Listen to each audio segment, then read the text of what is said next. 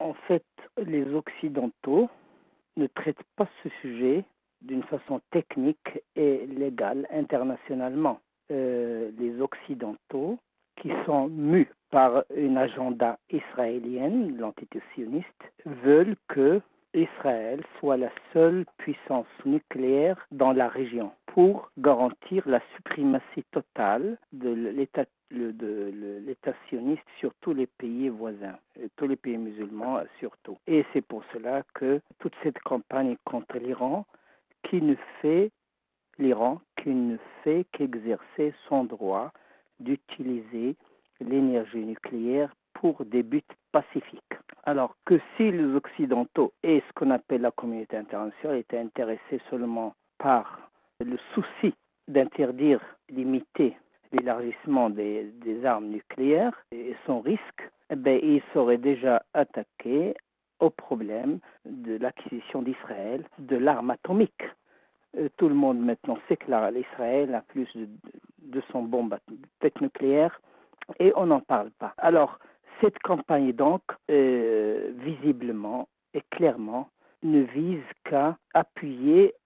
Israël et à renforcer Israël et affaiblir les pays de la région, surtout les pays islamiques, et à leur interdire tout moyen de se défendre, tout moyen de se renforcer technologiquement et pour rester une proie facile à la domination et au diktat de l'entité sioniste qui veut perdurer, qui veut éterniser son occupation, sa domination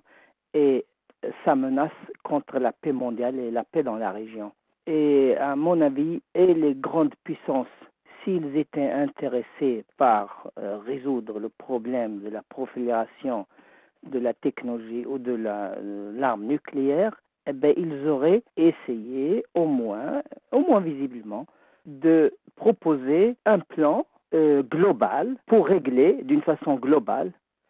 ce problème et que ces États eux-mêmes qui possèdent, disons, ce qui est suffisant à détruire toute la vie sur la planète, ils auraient pu eux-mêmes donner l'exemple et montrer qu'ils sont prêts à faire partie d'une solution globale. Sinon, c'est ce qu'ils font maintenant contre la République islamique d'Iran n'est qu'un scandale